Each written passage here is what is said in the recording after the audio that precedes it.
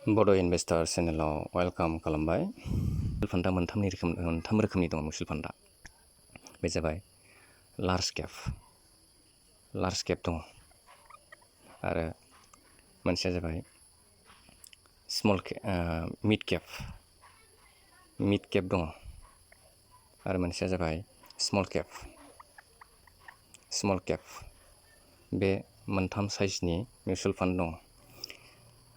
Large केपआव जाबाय गिदिर कम्पानिखौ लानानै लार्ज केप मिउचुवेल फान्ड बानायनाय जायो।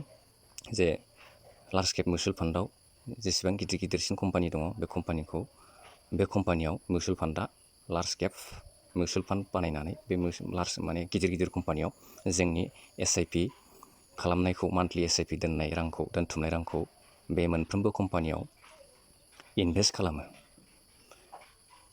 बेनिफ्राय मिड केपआव जाबाय लार्ज केपनिफ्राय एसे सिङाव आरो स्मल केपनिफ्राय एसे गोजौआव मिडिल साइज कम्पानि, गेजेर थाखोनि कम्पानि, गिदिरबो नङा। बे कम्पानियाव मिड केप मोनसे मिउचुवेल फान्ड बानायनानै बे मिउचुवेल फान्डा मिडिल साइज कम्पानिफ्राव इनभेस्ट खालामो जोंनि मान्थलि SIPखौ। आरो स्मल केपआ लार्ज केप आरो मिड केपनि सिङावहाय जेसेबां स्मल साइज कम्पानि थायो, माने उन्दै कम्पानिफोर थायो। बे फिसा कम्पानिफ्राव थारमाने मा खालामो, जोंनि फैसाखौ इनभेस्ट खालामो। जोंनि मान्थलि SIP दोननाय रांखौ नोङो 1000 दोनो ना 500 दोनो, बे रांखौ एसे राननानै दोनजोबनाय जायो। बेखायनो दा नोंथाङा चुज खालामनो नागिरोब्ला बा बबे मोनसे मिउचुवेल फान्डआव दोनोब्ला साबसिन रिटार्न जायो, बेखौ नोंथाङा एनालाइज खालामग्रोनांगोन, बिजिरनानै नायग्रोनांगोन। आरो माखासे इनभेस्ट खालामग्रा मानसिफोरनिफ्राय नोंथाङा मोनथिनानै लानो हागोन जे लार्ज केपआव बबे समाव दोननांगौ आरो मिड केपआव बबे समाव दोननांगौ आरो स्मल केपआव माबायदि दोननांगौ। नोंथांनि सम होनो हानाय जिथु टार्म्स, नोंथाङा जुदि लं टार्म सम होनो हायोब्ला नोंथाङा स्मल केप कम्पानियाव इनभेस्ट खालामनो हायोब्ला बांसिन रिटार्न मोनो। आरो नोंथाङा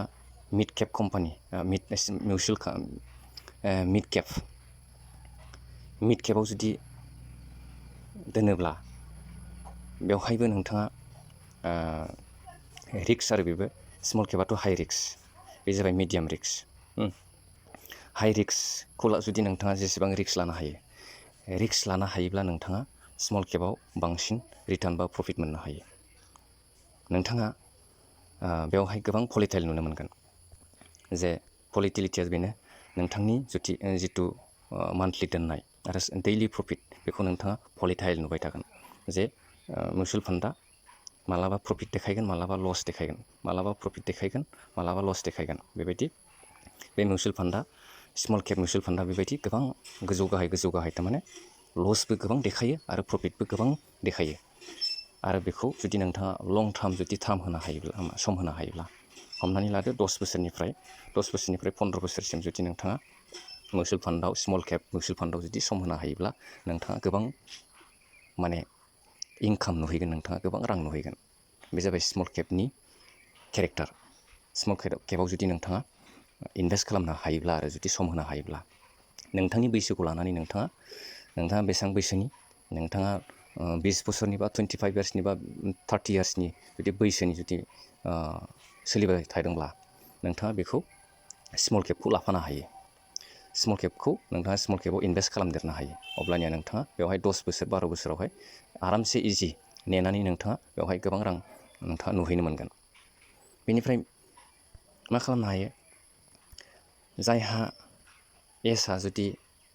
जायनि एजआ 40 इयार्सनिबो बारलांबाय, जेन'बा 50 इयार्स जाबाय बा 40 इयार्सनि बारनानै जुदि नोंथाङा मिउचुवेल फान्डआव बारा गोबाव सम होनो हानाय जुदि नोंहा गोहो गैलिया, जेन'बा 45, 50 बेबायदि एजनि जाबाय, मिउचुवेल फान्डआव नोंथाङा बारा गोबाव जुदि सम होनो हायाब्ला, अब्लानिया नोंथाङा लार्ज केपआव दोननाया मोजां, लार्ज केपआव इनभेस्ट खालामनाया मोजां।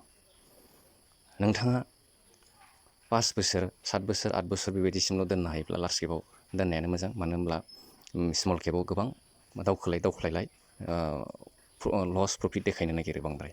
नोंथाङा लार्ज केपआव दोनोब्ला बेवहाय ल' रिक्स, एसेबां हाइ रिक्स नङा, बेवहाय ल' रिक्स। बेवहाय नोंथाङा इनभेस्ट खालामनानै दोननो हायो, एसेबां लस नुद्रायनाय नङा आरो बेवहाय रिटार्नआ दङ 15% ना फ्राय होफ्रामनो नागिरो, फ्राय नोंथाङा 12% मोनोब्लाबो लाब दङ। नोंथाङा इनभेस्टेड भेलुनि सायाव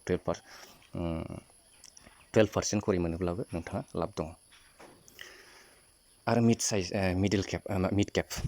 केपआव दोनोब्ला मिड केपआवबो हाइ रिक्सआनो, बेखौबो नोंथाङा लाफादेरनो हायो जुदि नोंथाङा एसआ जुदि दङब्ला। बेनिफ्राय नोंथाङा जुदि नोंथांनि एसआ थिग थाक जुदि मिलायनायब्ला, नोंथाङा सम होनो हायोब्ला 10निफ्राय 15 बोसोरसिम जुदि सम होनो हायोब्ला, मोनथामबो मिउचुवेल फान्डआव डाइभारसिफाइ खालामनानै दोननो हानाया नोंथांनि थाखाय मोजां। लार्ज केपआवबो नोंथाङा इनभेस्ट खालामनो हायो, आरो मिड केपआवबो नोंथाङा बेखौबो लाफानो हायो, बेवहायबो इनभेस्ट खालामनो हायो, आरो स्मल केपआवबो नोंथाङा इनभेस्ट खालामनो हायो। बे मोनथामावबो रानै जुदि नोंथाङा मान्थलि SIP दोनबाय थायोब्ला, मोनथामावबो डाइभारसिफाइ खालामनानै दोनोब्ला, मोनथामावबो जुदि सम होनो हायोब्ला, 10 बोसोरसो सम होनो हायोब्ला, नोंथाङा स्मल केपनि प्रफिट आरो मिड केपनि प्रफिट आरो लार्ज केपनि प्रफिट गोबां डिफारेन्स नुनो मोनगोन। स्मल केपआ बेसेबां रिटार्न होयो बेसेबां बोसोराव, आरो मिड केपआ बेसेबां रिटार्न होयो, आरो लार्ज केपआ बेसेबां रिटार्न होयो, बेनि प्रफिट लसखौ नोंथाङा नुलांबाय थागोन, बबेयावहाय बांसिन रिटार्न होयो। बिदिब्ला लार्ज केप्स, मिड केप आरो स्मल केप, बे मोनथाम मिउचुवेल फान्डखौ नोंथाङा जुदि नायनानै बुजिदोंब्ला, बबे मिउचुवेल फान्डआव इनभेस्ट खालामोब्ला नोंथाङा साबसिन जायो, आरो मोनथामावबो इनभेस्ट खालामोब्ला माबायदि, मोनसेल' लार्ज केप बा लार्ज केपल', स्मल केप बा स्मल केपल', मिड केप बा मिड केपल', बेबायदि मिउचुवेल फान्डआव नोंथाङा इनभेस्ट खालामालासिनो मोनथामबो मिउचुवेल फान्डआव इनभेस्ट खालामोब्ला, नोंथाङा नोंथांनि जिथु इनभेस्ट खालामनायनि रिटार्न प्रफिट, बेखौ फैगौ 10 बोसोरावनि उनावहाय नोंथाङा माबायदि नुहैगोन, मिलायनानै एडजास्टमेन्ट जाहैयो। थारमाने नोंथाङा लार्ज केप बा लार्ज केपआवल' दोनोब्ला, नोंथाङा माने लार्ज केपनि सोमोन्दैल' नोंथाङा बुजिगोन बेसेबां पार्सेन्ट रिटार्न होयो, आरो स्मल केपआव इनभेस्ट खालामोब्ला नोंथाङा स्मल केपनि केरेक्टारखौ मिन्थिगोन, स्मल केपनि रिटार्नफोरखौ नोंथाङा मिन्थिगोन, स्मल केपआव माबायदि रिटार्न फैयो, माबायदि प्रफिट लस बेबायदि नुयो। बे मोनथाम मिउचुवेल फान्डआव जोङो इनभेस्ट खालामनो हायो। नोंथाङा मोनथामावबो डाइभारसिफाइ खालामनानै दोनोब्ला, मोनथामावबो जुदि सम होनो हायोब्ला, 10 बोसोरसो सम होनो हायोब्ला, नोंथाङा स्मल केपनि प्रफिट आरो मिड केपनि प्रफिट आरो लार्ज केपनि प्रफिट गोबां डिफारेन्स नुनो मोनगोन। स्मल केपआ बेसेबां रिटार्न होयो बेसेबां बोसोराव, आरो मिड केपआ बेसेबां रिटार्न होयो, आरो लार्ज केपआ बेसेबां रिटार्न होयो, बेनि प्रफिट लसखौ नोंथाङा नुलांबाय थागोन, बबेयावहाय बांसिन रिटार्न होयो। बिदिब्ला लार्ज केप्स, मिड केप आरो स्मल केप, बे मोनथाम मिउचुवेल फान्डखौ नोंथाङा जुदि नायनानै बुजिदोंब्ला, बबे मिउचुवेल फान्डआव इनभेस्ट खालामोब्ला नोंथाङा साबसिन जायो, आरो मोनथामावबो इनभेस्ट खालामोब्ला माबायदि, मोनसेल' लार्ज केप बा लार्ज केपल', स्मल केप बा स्मल केपल', मिड केप बा मिड केपल', बेबायदि मिउचुवेल फान्डआव नोंथाङा इनभेस्ट खालामालासिनो मोनथामबो मिउचुवेल फान्डआव इनभेस्ट खालामोब्ला, नोंथाङा नोंथांनि जिथु इनभेस्ट खालामनायनि रिटार्न प्रफिट, बेखौ फैगौ 10 बोसोरावनि उनावहाय नोंथाङा माबायदि नुहैगोन, मिलायनानै एडजास्टमेन्ट जाहैयो। थारमाने नोंथाङा लार्ज केप बा लार्ज केपआवल' दोनोब्ला, नोंथाङा माने लार्ज केपनि सोमोन्दैल' नोंथाङा बुजिगोन बेसेबां पार्सेन्ट रिटार्न होयो, आरो स्मल केपआव इनभेस्ट खालामोब्ला, नोंथाङा स्मल केपनि केरेक्टारखौ मिन्थिगोन, स्मल केपनि रिटार्नफोरखौ नोंथाङा मिन्थिगोन, स्मल केपआव माबायदि रिटार्न फैयो, माबायदि प्रफिट लस बेबायदि नुयो। बे मोनथाम मिउचुवेल फान्डआव जोङो इनभेस्ट खालामनो हायो। नोंथाङा इनभेस्ट खालामग्रा गुबुन गुबुन इनभेस्टारफोरनिफ्राय नोंथाङा बे नलेजफोरखौ लानो हागोन, जे स्मल केप, मिड केप, लार्ज केप, मोनथाम मिउचुवेल फान्डनि बबे मिउचुवेल फान्डआव बेसेबां इनभेस्ट खालामनो हायो, नोंथांनि एज अनुजायै नोंथांनि एजआ बेसेबां रानिं जाबाय थादों दा, आरो नोंथाङा बेसेबां गोबाव सम होनो हागोन, बे हिसाबै नोंथाङा इनभेस्ट खालामनाय प्रसेसखौ आं एसे माने सिम्पोलै एक्सप्लेन खालामनाय जाबाय आरो आंनि मिउचुवेल फान्डनि जिथु पर्टफलिय' डासबर्डआव नायबाय जे दिनैनि मिउचुवेल फान्डआ सिम्पोल प्रफिट माने मार्केटनि कन्डिसननि सायावसो कम्पानिनि मुभमेन्टनि सायावसो मिउचुवेल फान्डआव जोङो प्रफिट लसखौ नुनो मोननाय जायो। दा एसेल' दावखोदों मार्केटआ कम्पानिया एसेल' दावखोनायखायनो आङो मात्र 46 रुपिसल' 46.82 बेबायदिल' प्रफिट नुनो मोननाय जादों दिनैनि दिनाव। दा आङो बिदिनो राननानै दोनदों, बिदिनो मिड केपआवबो दोनदों आङो, बेनिफ्राय स्मल केपआवनो दोनजोबदों। मानो होनबा आं एसे ट्राइ खालामदों जे गोबाव समसिम इनभेस्ट खालामनो हायो नामा आरो बेसेबां रिटार्न होयो बेखौ लानानै आङो स्मल केपआव बांसिन दोननाय जादों। आरो आङो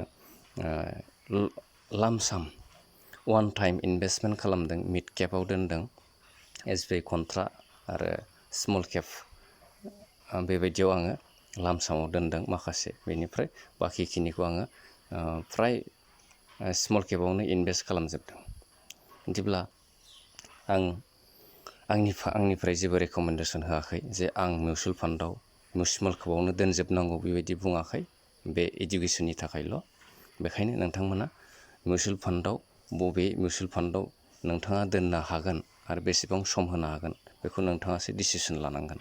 नोंथाङा 10 बोसोर 20 बोसोर 15 बोसोर होनो हायोब्लासो स्मल केपआव बांसिन इनभेस्ट खालामनो हायो, अब्लानिया नोंथाङा बांसिन रां नोंथाङा नुहैनो हागोन बै समावहाय लं टार्मावहाय। दा दिनैनि आंनि पर्टफलिय'आ बेखिनियानो आरो आं जिथु लार्ज केप स्मल केप आरो मिड केप मोनथामनि मिउचुवेल फान्डनि सोमोन्दै एसे नोंथांमोननो बबे मिउचुवेल फान्डआव इनभेस्ट खालामोब्ला जोङो प्रफिट लस आरो माबायदि रिटार्न मोननो हायो बेखौ आङो एसेल' जास्ट एक्सप्लेन खालामनाय जाबाय। बेखौ नोंथाङा गुबुननि इनभेस्ट खालामनाय प्रसेसफोरखौ नायनानै नोंथाङा नलेजखौ लानानैसो इनभेस्ट खालामोब्ला मोजां जागोन आरो। बिदिब्ला दिनैनि भिडिअ' बेखिनियानो। Thank you everyone.